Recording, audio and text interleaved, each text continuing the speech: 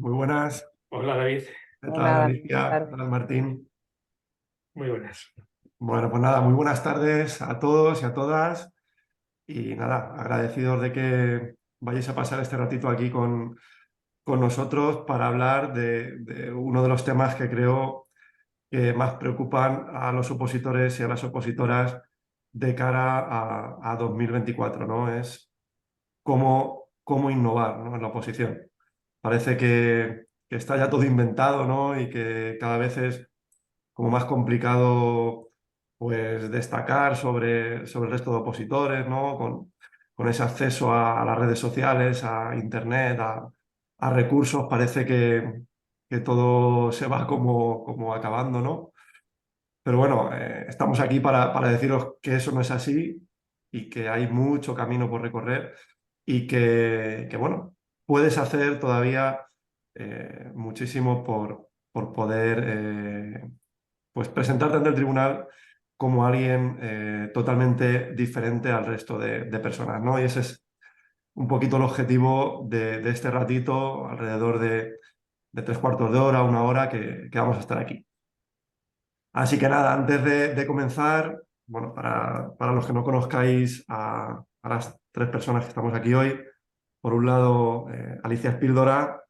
Alicia es inspectora de educación, ha sido maestra, directora, bueno, tiene un amplio bagaje en el ámbito de la educación, ¿no? y de la preparación de oposiciones.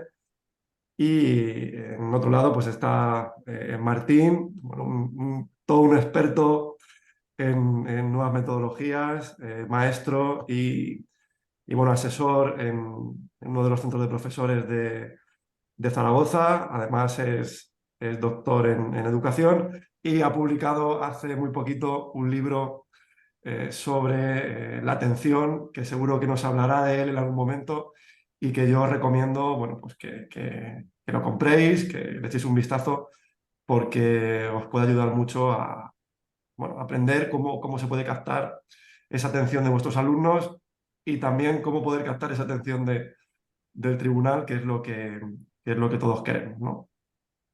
Bueno, la organización de esta charla, ¿no? Pues queremos que sea tipo mesa redonda virtual, ¿no?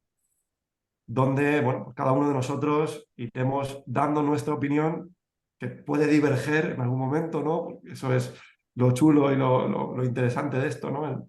El poder dar una visión diferenciada de tres preguntas que hemos preparado que creemos que, bueno, son muy interesantes para poder hablar sobre ellas. Si alguna persona, mientras estamos pues, comentando, pues quiere hacer algún comentario, alguna especificación de algo que digamos, bueno, pues encantados de que lo hagan y de escucharles, ¿no? Para poder aludir también a esas cosillas.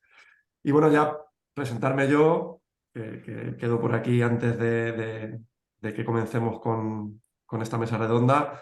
Yo soy David Mora, soy maestro, inspector de educación y bueno, un apasionado de la educación, es como mi tema de vida, ¿no? A lo que me he dedicado siempre. Y bueno, pues llevo ya bastante tiempo intentando ayudar, junto con el resto de mis compañeros aquí presentes, pues a otras personas que han decidido pues ser funcionarios docentes, entrar en la escuela pública y ayudar a mejorar la sociedad a través de la educación, ¿no? Ese es el objetivo último que nosotros tenemos, ¿no?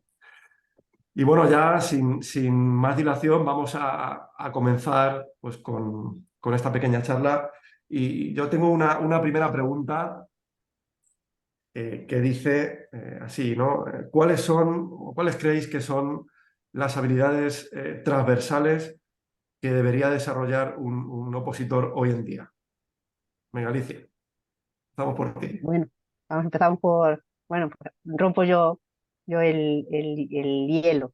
Bueno, pues yo creo que un opositor que se va a enfrentar a un proceso de este tipo, yo creo que una de las habilidades que debe tener o uno de los principios sobre los que debe trabajar yo pienso que es el autoconocimiento de sí mismo, ¿no? Yo creo que se debe partir de conocerse cada uno, y esto no es fácil. Quiero decir, conocerse en sus potencialidades, en sus barreras, en sus obstáculos, y no intentar ser alguien que no se es. Yo creo que eso es lo primero, porque cuando uno está preparando una oposición, incluso en el mismo momento que entra al examen escrito, el examen oral, siempre se mira uno a los demás y parece que se siente menos que otros, ¿no? Pues yo no sé tanto, pues yo no llevo eso tan bien, ¿no?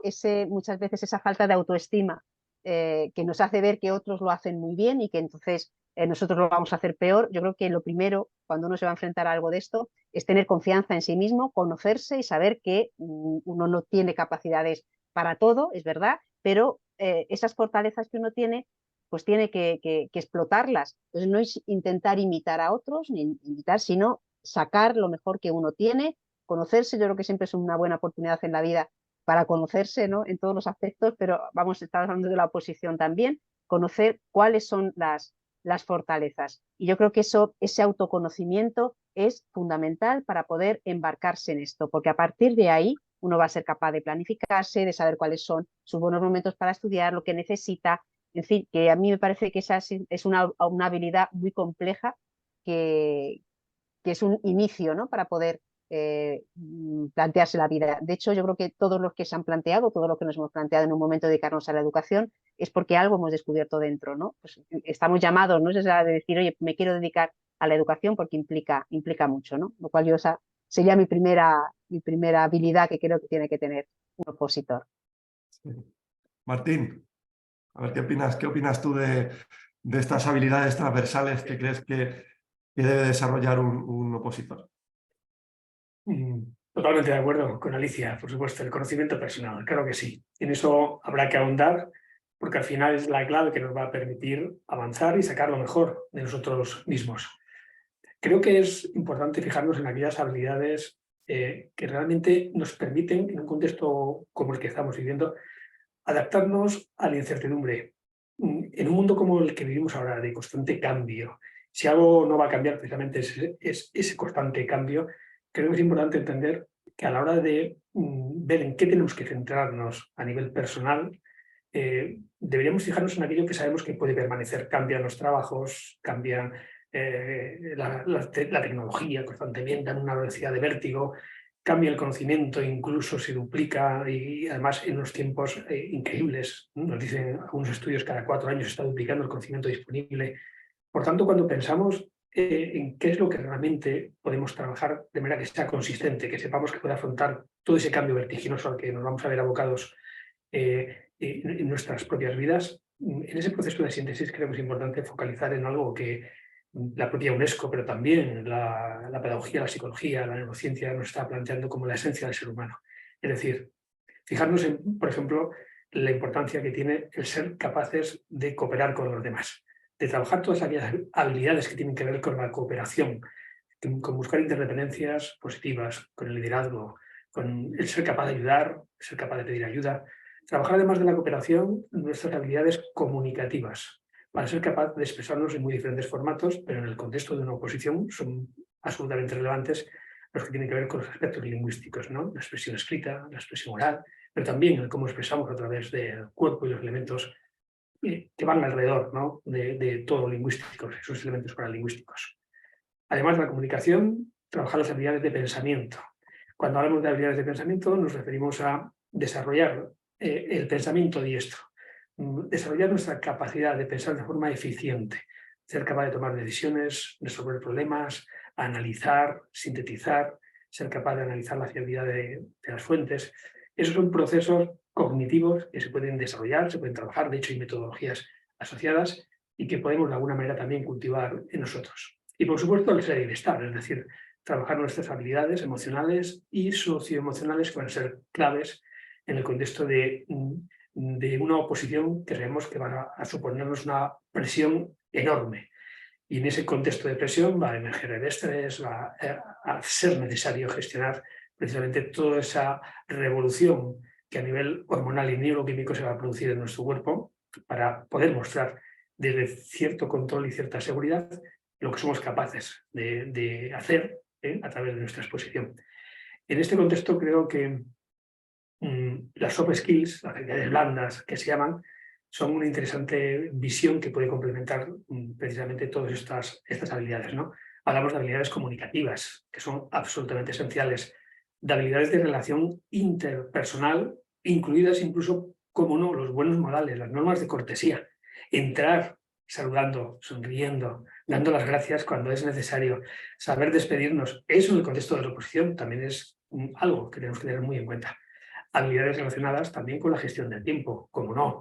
Vamos a tener que trabajar y muy duro durante un periodo largo de tiempo y gestionar precisamente el cómo vamos a afrontar escalonadamente cada uno de los pasos, los momentos, es absolutamente esencial.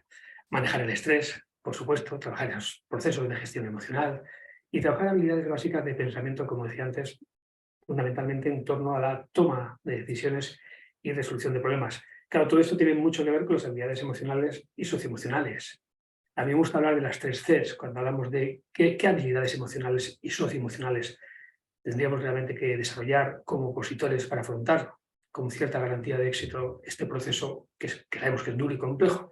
Bueno, pues con las 3 Cs. En primer lugar, aquellas que tienen que ver con el conocimiento de nuestras propias emociones. Ser capaz de identificarlas, de ponerles nombre, etiqueta, ser capaz de tomar conciencia de lo que estoy sintiendo, pero no olvidarnos de que dentro de esta dimensión amplia del conocimiento a nivel emocional está también la autoestima, la propia confianza en nosotros mismos, está también la automotivación y está, por supuesto, la autocompasión que tiene que ver con el cuidarnos.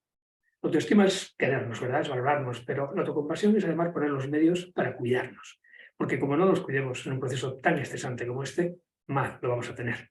La segunda C tendría que ver con la canalización de las emociones, por tanto la expresión emocional, la regulación de aquellas emociones desagradables cuando no son pertinentes en nuestra vida y sufriremos momentos de miedo, de ansiedad, también de enfado, de apatía, y eso hay que gestionarlo, por supuesto.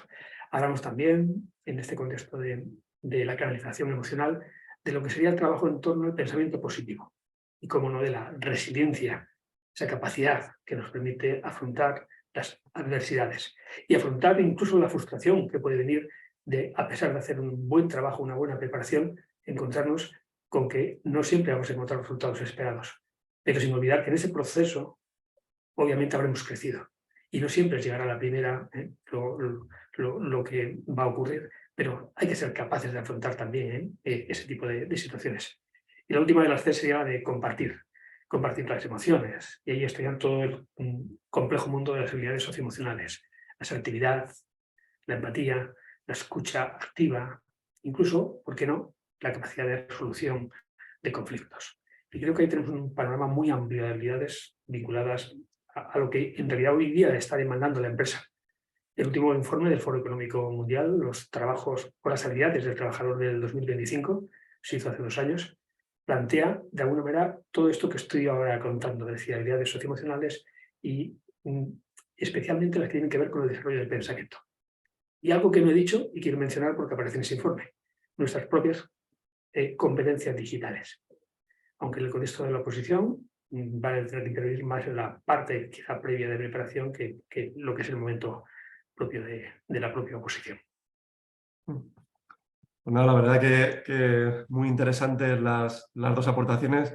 Me habéis dejado poquito, ¿no?, para comentar, pero bueno, sí que me gustaría remarcar alguna cosilla.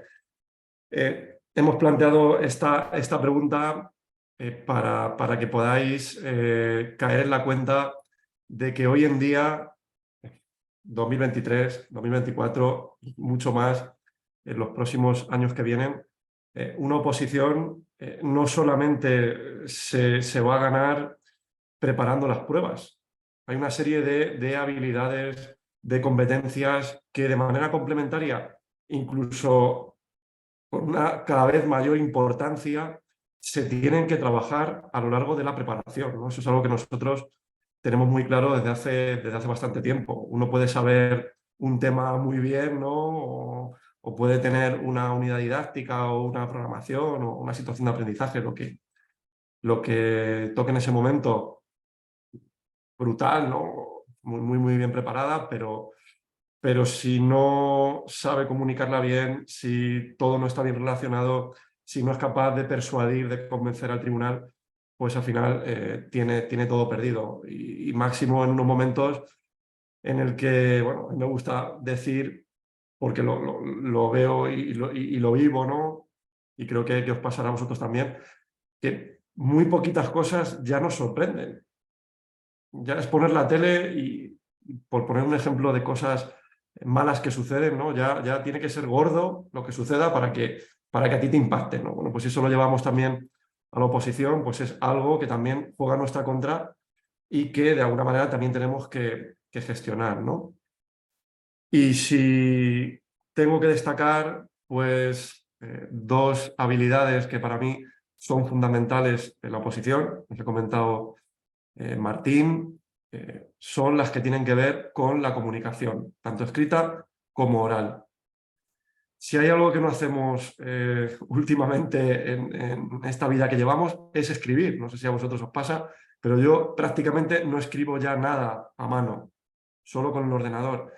Claro, si me tengo que enfrentar a un examen de 2 horas o algo más, dependiendo de la comunidad, pues escribiendo pues, es un hándicap muy grande. Yo puedo tener en mi cabeza todo lo bien ordenado del mundo el tema, pero si la mano no funciona, pues al final es perder muchísimo valor de lo que yo quiero aportar, ¿no? Así que yo animo a la gente a que practique, ¿no? Que practique como si fuese al gimnasio, pues escribiendo, copiando, aunque sea una habilidad pues ya prácticamente ancestral, ¿no? Para muchos de nosotros el escribir a mano, pero es que en el examen de momento hay que hacerlo, hasta que no llegue el gobierno de turno y nos cambie esta prueba y nos deje un portátil para redactar, pues de momento tenemos que escribirlo y si yo no tengo ni velocidad de escritura ni bueno, pues, capacidad para poder expresarlo de la mejor manera posible, pues eso va a ir en mi contra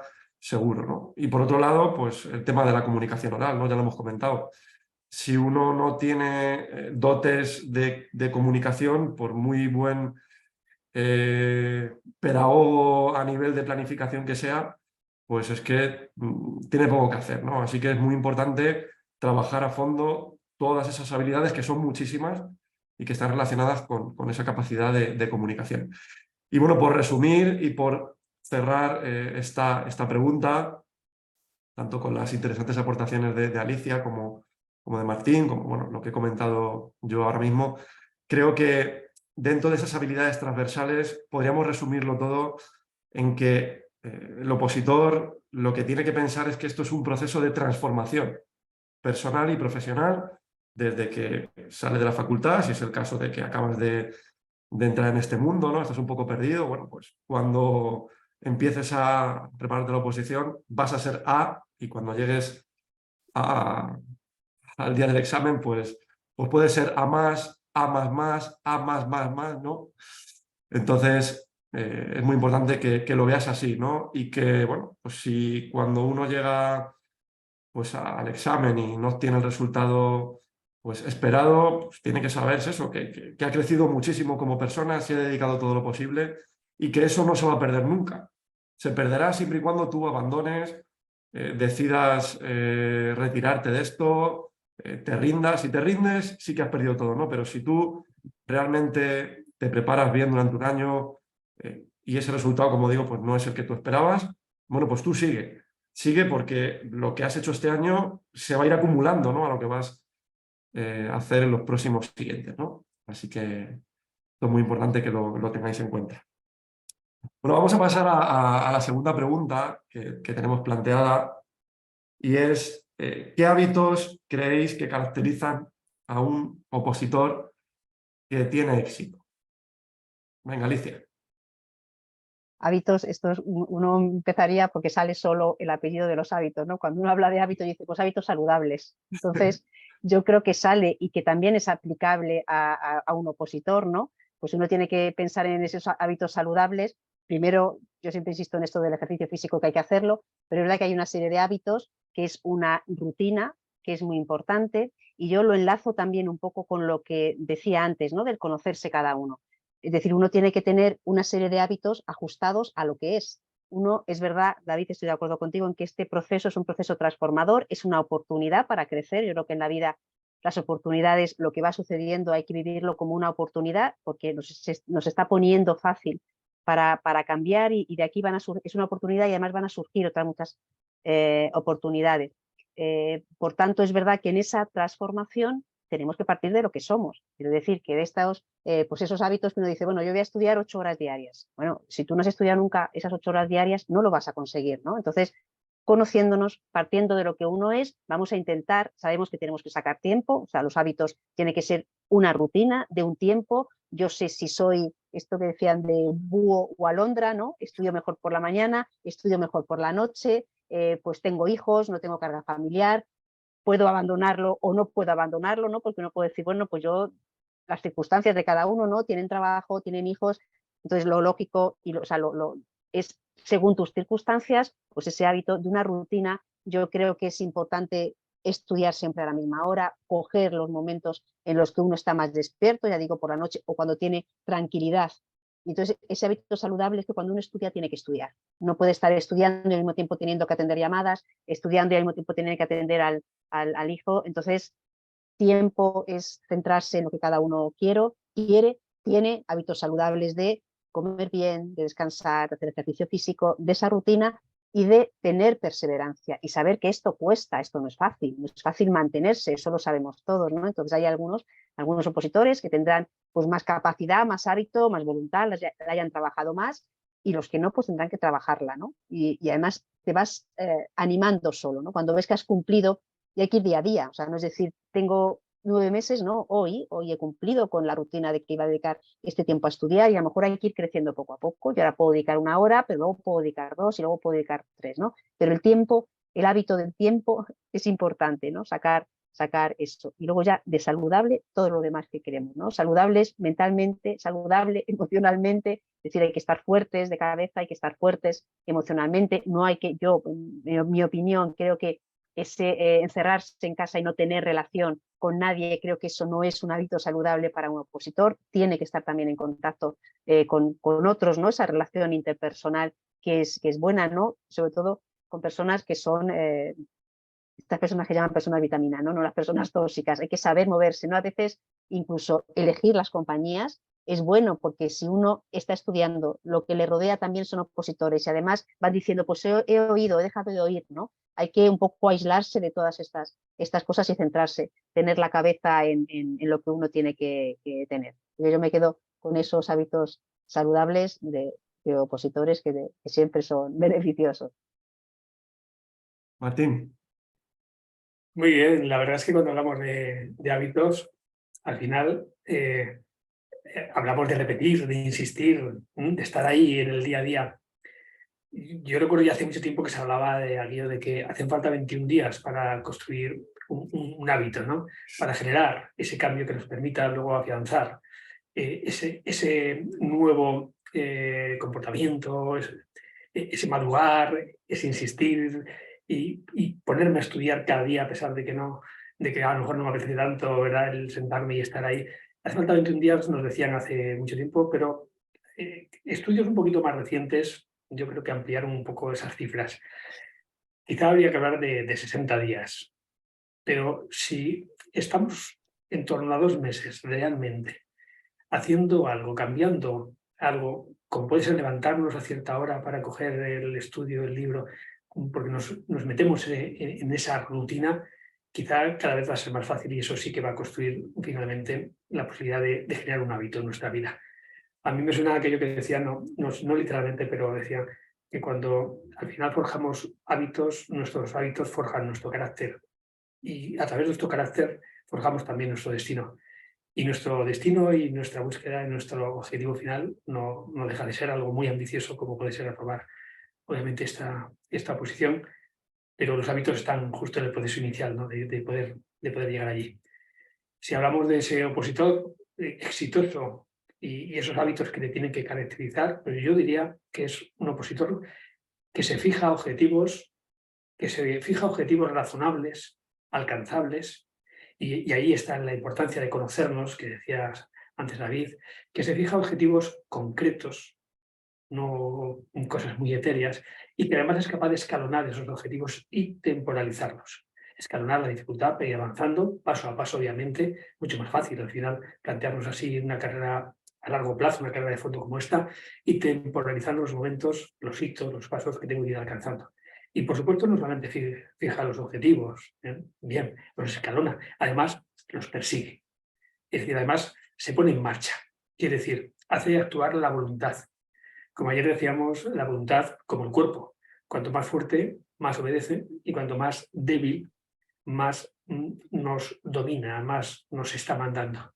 Y la voluntad es una batalla diaria. Y con cada pequeña batalla, cada vez que me levanto a madrugar, pero también cada vez que no lo hago, cada vez que pierdo esa pequeña batalla, de alguna manera estoy fortaleciendo, debilitando esa gran capacidad del ser humano que nos permite al final avanzar, progresar en la vida. Y progresar, por supuesto, pues en el contexto de preparar un reto como una oposición. Y yo diría, recordemos la doble A, la aceptación y la actuación. Acepta, el hábito de la aceptación y el hábito de actuar. Aceptar implica el qué, implica el no desgastarse con aquello que sabemos que no se puede cambiar, no meternos en la queja sobre cosas que no dependen de nosotros, porque si esto viene de una norma, esto viene de una administración, esta situación, vale, sí, yo no tengo un punto de intervención allí, no tiene ningún sentido el desgaste emocional, energético, mental. No se trata de resignarse, se trata de aceptar que lo que no puedo cambiar está ahí y a partir de ahí actuar. ¿Y actuar en qué? Actuar en lo que sí sé que yo puedo cambiar, lo que sí que puedo incidir y por tanto responsabilizarme de mis decisiones y de mis acciones. Creo que el hábito de la responsabilidad en las decisiones y acciones que tenemos también es una característica de un opositor de éxito, como el que planifica y gestiona eficazmente su tiempo o cuida lo que planteaba hace un momento Alicia, cuida lo que en psicología clínica se llama como las bases, además. Y fijaros que estas bases no tienen tanto que ver con lo psicológico como con lo corporal, porque la primera de las bases es precisamente cuidar el cuerpo a través del movimiento físico, esa actividad física que nos proponía Alicia hace un momento. Pues sabemos que el movimiento físico, y más cuando se hace de forma regular y en un proceso de preparación a largo plazo como este, es básico en la medida que mejoran nuestros procesos cognitivos. A través de la liberación de muchas neuroquímicas, de moléculas como la BDNF, factor neurotrófico cerebral de crecimiento, bueno, hay un montón de cambios neuroquímicos que están facilitando precisamente la mejora de nuestras funciones ejecutivas, de nuestra memoria, no solamente la memoria de trabajo, también de la memoria a largo plazo.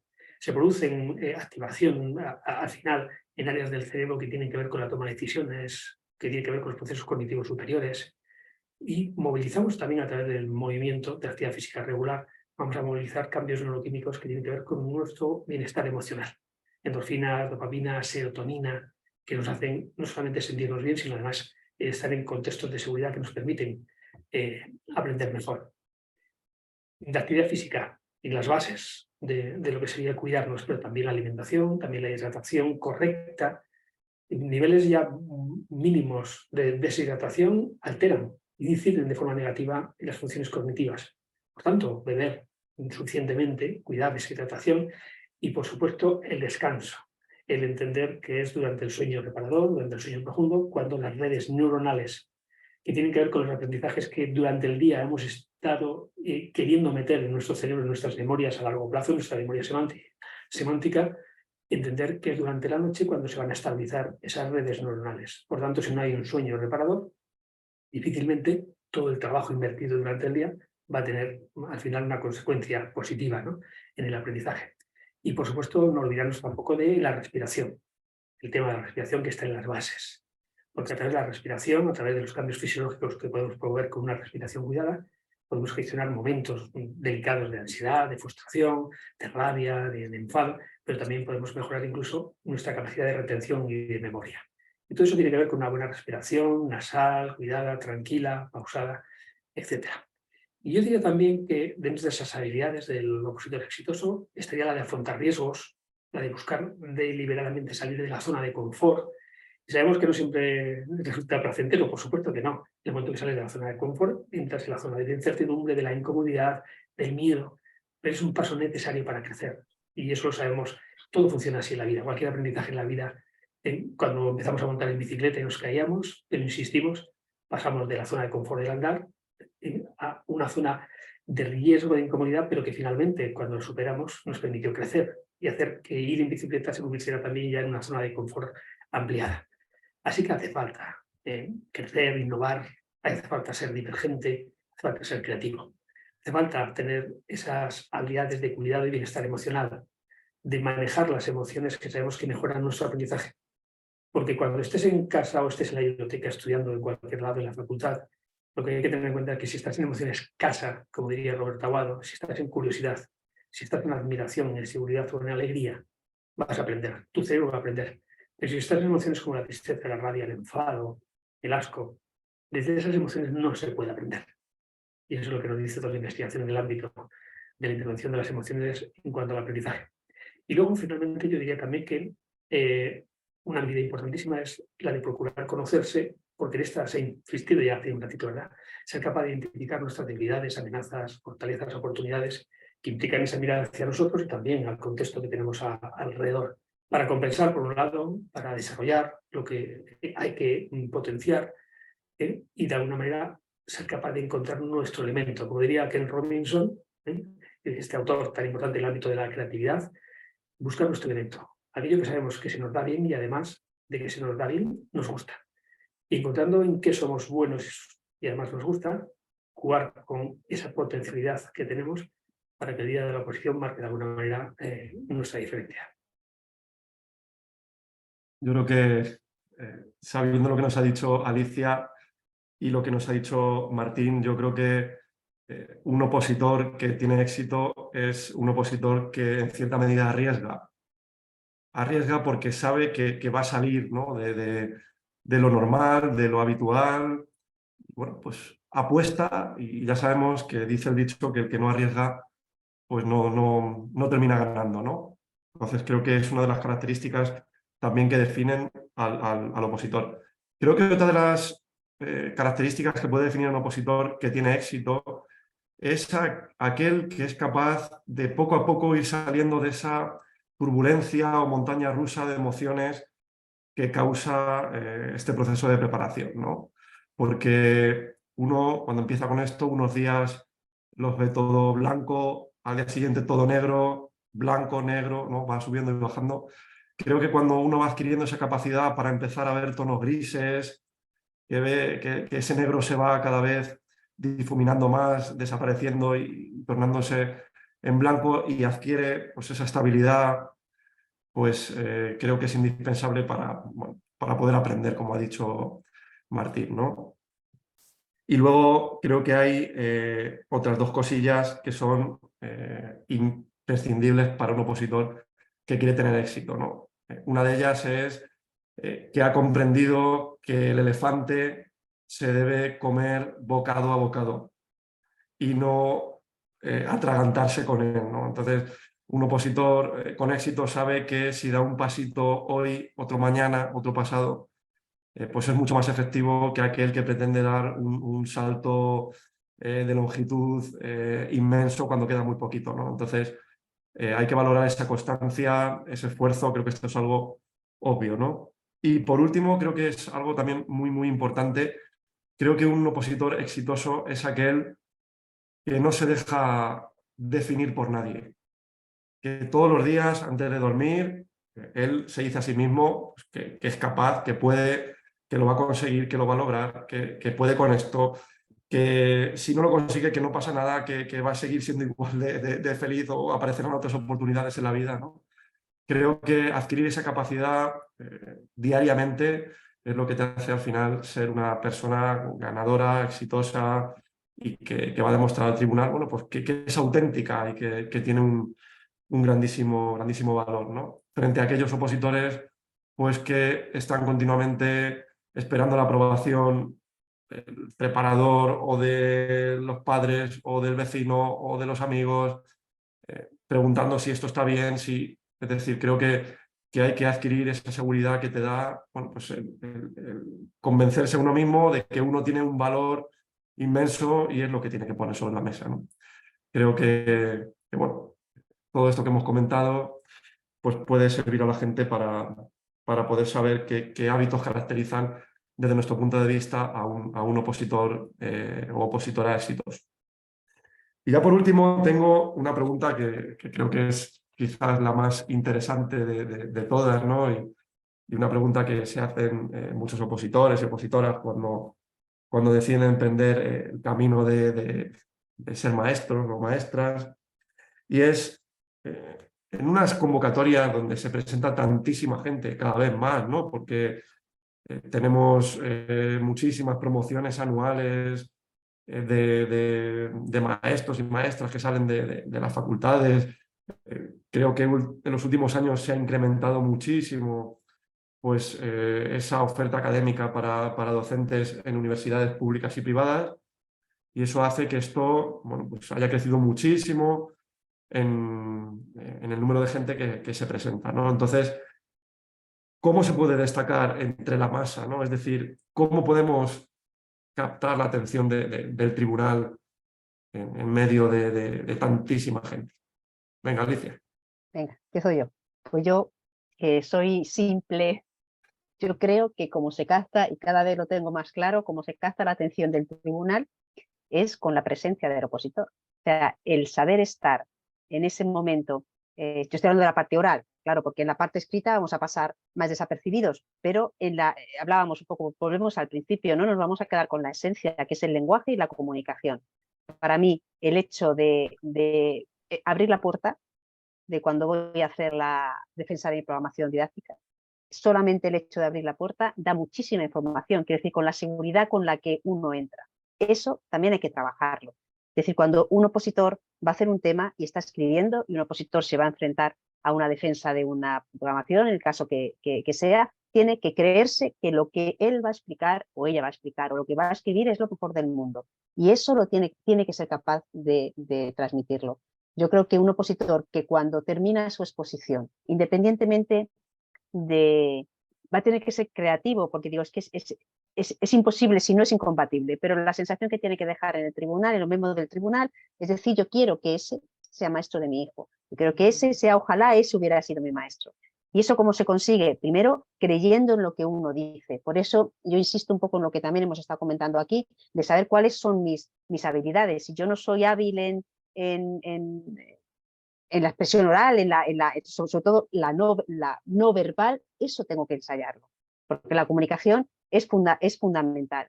Entonces, la presencia, cómo uno está, yo me fijo en eso, ¿no? Decía Martín antes, pues dar las gracias, el empezar, yo creo, por ejemplo, fundamental para destacar, y fíjate qué sencillo es, yo mirar a los ojos de los miembros del tribunal. Yo he estado en oposiciones donde los opositores o miran a la pizarra o miran solamente a un miembro del tribunal y estamos hablando de habilidades que simplemente es mirar a todos. Eso ya lo que genera en el tribunal es confianza y saber que de lo que estoy diciendo tengo facilidad para explicarlo. Es decir, me lo tengo que estudiar, lo tengo que saber y tengo que ser capaz de comunicarlo.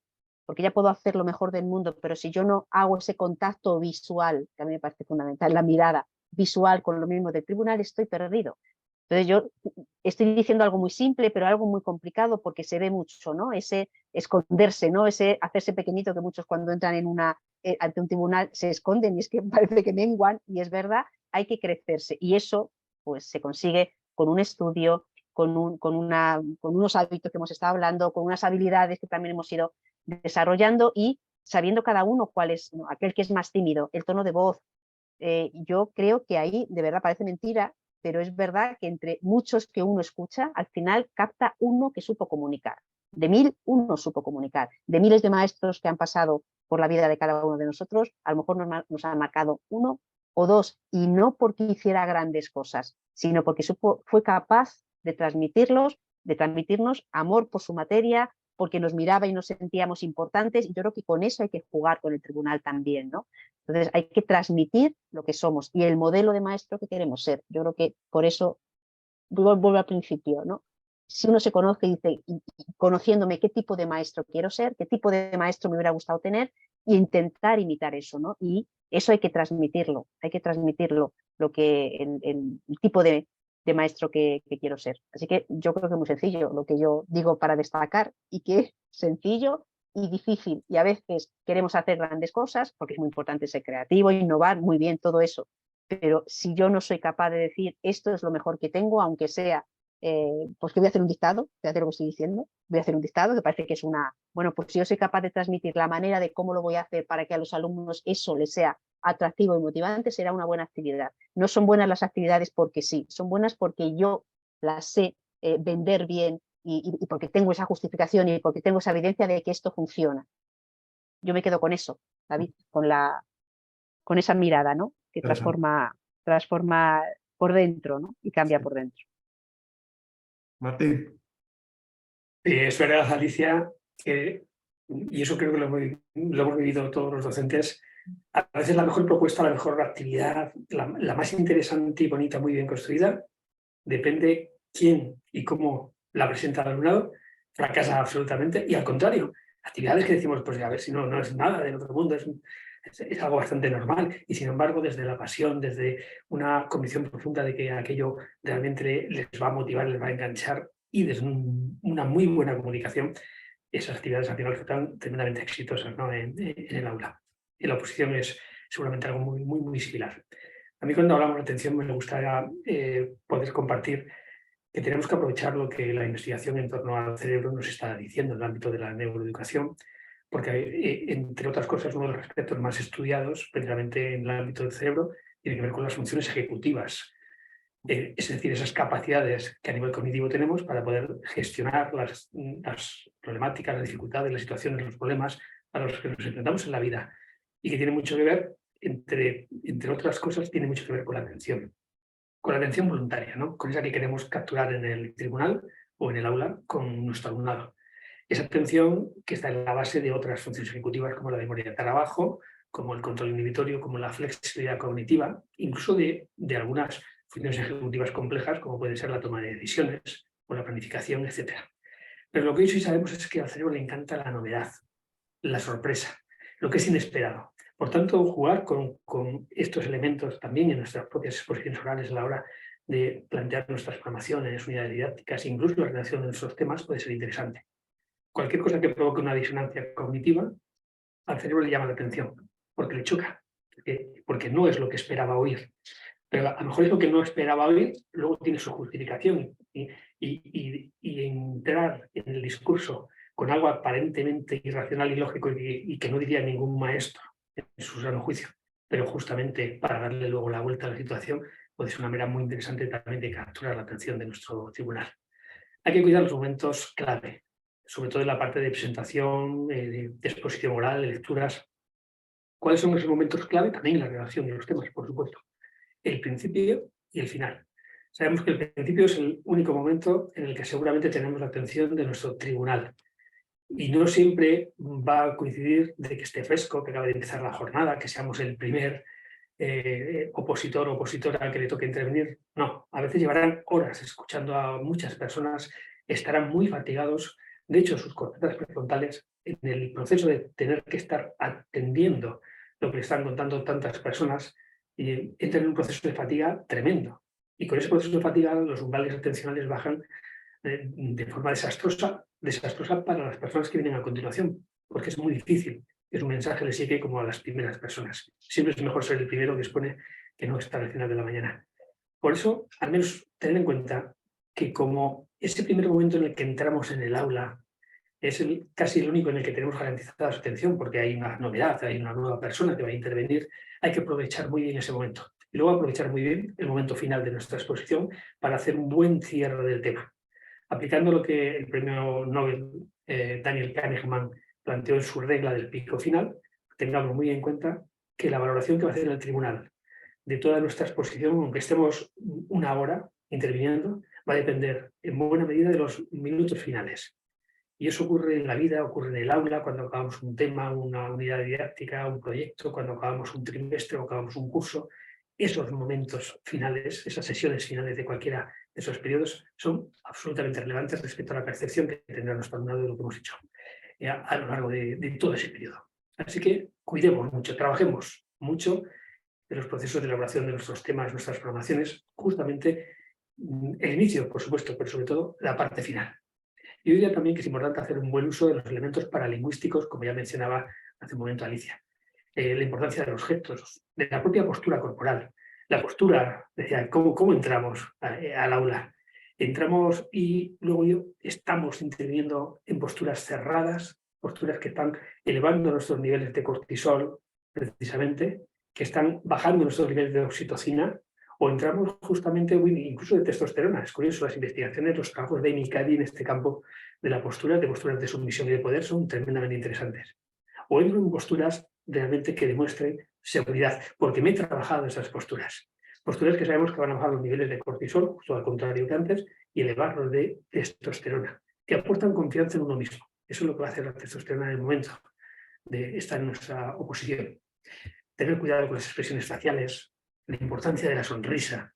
Sonreímos muy poco en la oposición. Es raro ver a personas que realmente sonrían. A veces es esa cara seria, pero no solamente seria, sino estresada. Bueno, pues hay que trabajarlo. Puedo tener un cierto nivel de estrés, que eso va a ser natural e inevitable, pero puedo haberme trabajado la importancia de la sonrisa, porque la sonrisa es contagiosa. Es como cualquier emoción humana, la sonrisa es muy contagiosa. Y entrar con una ligera sonrisa y responder con una sonrisa a cualquier interpelación del tribunal es una muy buena manera de conectar emocionalmente con ellos y crear cierto vínculo.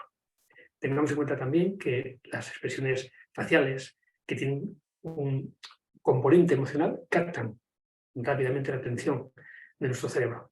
Una expresión, una cara neutra, no emotiva, llama poco la atención. Ahora, en el momento que jugamos con la modulación de nuestra expresión facial y ponemos esa cara de sonrisa, de alegría, o ponemos nuestra cara de sorpresa, que la hemos trabajado, porque en ese momento estamos intentando contar algo que es sorprendente o algo que ocurrió en el aula con nuestros chiquillos, en ese momento estamos llamando la atención de los cerebros de nuestro tribunal y eso nos interesa a nivel de la atención. Asumamos riesgos, es importante, si queremos llamar y capturar la atención del tribunal, hay que asumir riesgos. De forma controlada, sí, hay que innovar en nuestra propuesta. Hay que apoyar la innovación en la experiencia siempre que sea posible. Si la tenéis, eso va a darle un buen peso de confianza, pero también en autores relevantes, en investigaciones. Yo os diría, sed humildes cuando expreséis vuestra opinión, porque el tribunal está en un rol de poder, de autoridad. Si no vais con humildad, eso juega en vuestra contra. Pero si expresáis vuestra opinión con humildad, decís, yo creo, y contáis lo que creéis, pero decís, yo creo, pero además soy consciente de que desde mi falta de experiencia en este ámbito, porque no he trabajado, llevo poco tiempo trabajando, entiendo que, ahora bien, sin embargo, si tenemos en cuenta las investigaciones bueno, es decir, me avalo, pero trabajo en ese contexto de presentarme como una persona que tiene mucho todavía que aprender, pero que estoy ávido precisamente de aprender para mejorar, en definitiva, lo que yo quiero ser, que es un buen docente, un buen profesional de la educación. Intervenir para captar la atención, por ejemplo, con una anécdota personal propia de vuestra vida, o una anécdota que tenga que ver con un personaje conocido, famoso, una buena anécdota, un pequeño cuento breve, bien elegido. Todo eso va a capturar la atención también de nuestro tribunal. ¿Por qué? Porque los relatos orales llaman muchísimo la atención del cerebro humano. A un niño, pero también a un adulto, le gusta mucho más que le cuenten una historia a leerla. Así que aprovechemos también esa parte que tiene que ver con la oralidad, con las pequeñas narrativas que pueden hacer que en un momento dado, siempre que sean breves, para no quitar tiempo a la esencia de nuestro discurso, pueden capturar la atención del tribunal. Y por supuesto emocionarse. Emocionarse para emocionar. Estar en emociones casa, como decía antes, en curiosidad, admiración, seguridad, alegría, trabajar precisamente eso, porque esas emociones son las que yo en un momento dado puedo contagiar al tribunal. Si yo estoy muy estresado y mi cara denota miedo, lo único que puedo trasladar emocionalmente a las personas tribulantes es miedo y eso no me interesa. Defended con entusiasmo vuestro mensaje. Mostrar pasión y cariño cuando habléis de los niños, del alumnado, porque si demostráis que realmente hay afecto cada vez que habléis de ellos, de alguna manera estáis demostrando que tenéis lo que tiene que tener un buen docente, que sobre todo es amor por los niños, amor por su alumnado. Y recordar, ¿hay valor en lo raro, en lo diferente? Por supuesto que sí. Si somos uno más en el contexto de la multitud, para nada. Vamos a aportar nada que llame la atención de nuestro tribunal. Pero un tema, una exposición diferente y cautivadora no se improvisa. Al final es algo que tenemos que trabajar, que hay que preparar concienzudamente. Y os diría, visualizaos a vosotros mismos, presentando, exponiendo con éxito vuestra promoción, exponiéndola con seguridad, porque en la medida que os visualicéis haciéndolo eso, en la medida que podáis imaginarlo, estáis dando el primer paso para poder conseguirlo. Y eso es importante. Y si no se consigue, tampoco es algo que nos tiene que derrumbar. Si no lo conseguimos, lo que hay que entender es que en ese proceso de preparación habremos crecido y mucho, y estaremos en muy buenas condiciones para afrontar quizás la siguiente convocatoria o en otras oportunidades que nos puede ofrecer la vida, afrontar los siguientes retos. Pero importante, cree en ti mismo, sueña lo que quieres conseguir y habrás dado ya ese primer paso para conseguirlo. Muchas gracias, Martín. Yo ya para terminar con esta pregunta, ¿no? Y con esta mesa redonda, según hablabais, yo recordaba pues, la experiencia que yo he vivido en 2 ocasiones como miembro del tribunal, en 2009 y en 2016, y había como 3 perfiles de personas que llamaban la atención, ¿no? del tribunal, ¿no? Un primer perfil podría ser el de aquel docente que realmente se veía que conocía el contexto escolar, que sabía en qué ambiente se movía, que sabía lo que se podía hacer y lo que no, que justificaba por qué se hacía una cosa y por qué no se hacía otra, ¿no? Creo que ese tipo de profesional, independientemente de si es más innovador o menos, llama mucho la atención, ¿no? Porque da al tribunal como mucha seguridad. El tribunal piensa, anda, esta persona, sé que si está en un centro educativo va a desempeñar un buen papel porque sabe estar en él, ¿no? Luego había otro tipo de perfil de personas que también llamaban mucho la atención, que eran los que el tribunal considerábamos que eran buenas personas, ¿no? Tú veías a un opositor, una opositora, le mirabas a los ojos, a la cara, ¿no? Como decía Alicia, y entonces veías esa inocencia, esa humildad, comentaba también Martín, ¿no? Que yo creo que es un valor que debe estar presente siempre en un opositor, ¿no? Y cuando uno va a pecho descubierto y bueno, pues muestra al tribunal lo que es, ya sea, pues eso, mucho o poco, pero pone encima de la mesa pues lo que es él o ella, pues creo que esa apertura del tribunal también llama mucho la atención, ¿no? Porque el tribunal también son personas, están buscando, como también decía Alicia, pues a ese profesional que les gustaría que fuese el maestro o la maestra de sus hijos o de sus hijas, ¿no? O su compañero perfecto, o tu paralelo, ¿no? En el centro educativo, ¿no? Y eso también llama mucho la atención. Y luego todos los perfiles que también es muy potente ante un tribunal, pues es el perfil de la persona que sabe, de la persona que está fundamentada, de la persona que es un técnico educativo, ¿no? Como a mí me gusta decir, ¿no? Ejemplo de técnico muy claro lo tenemos aquí en Martín, ¿no?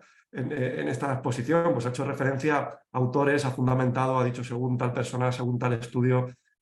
Todo eso da también mucha solvencia al tribunal y bueno, pues da ese carácter de haber hecho muchísimo trabajo previo y de ser una persona pues, que tiene un altísimo nivel y que para el tribunal puede desarrollar pues, una labor profesional en los próximos años pues, muy grande, ¿no? Y eso también es una postura ganadora, ¿no?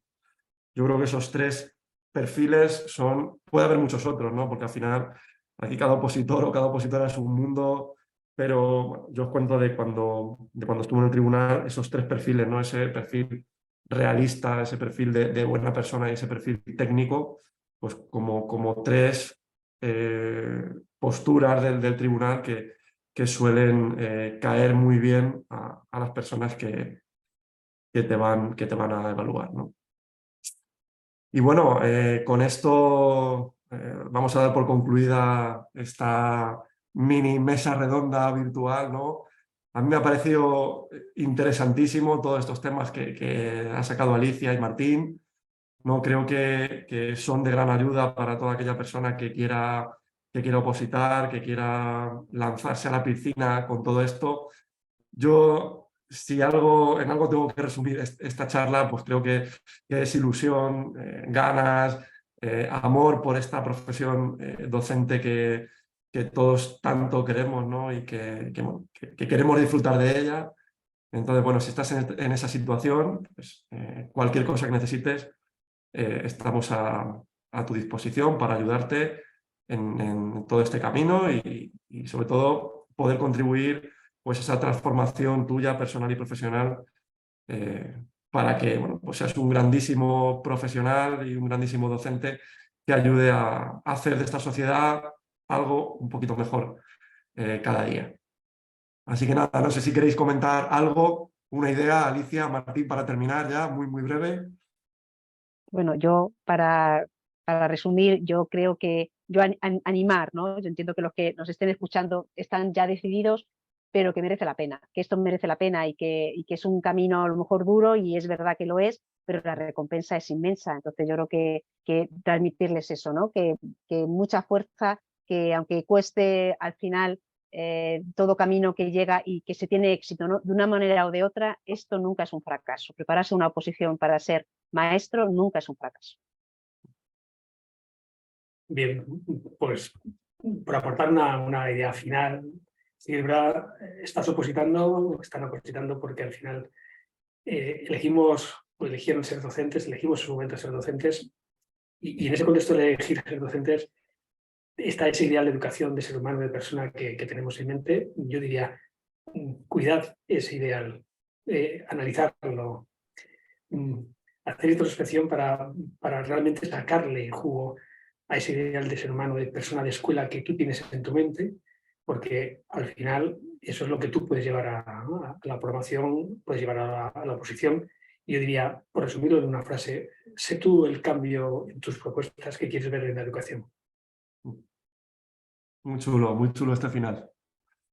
Pues nada, muchísimas gracias a Alicia, Martín, a todas aquellas personas pues, que habéis estado escuchándonos y lo dicho, cualquier cosilla, estamos a vuestra disposición para ayudaros en este camino tan ilusionante como es el de ser docente en la escuela pública. Cuidaros y hasta la próxima. Adiós.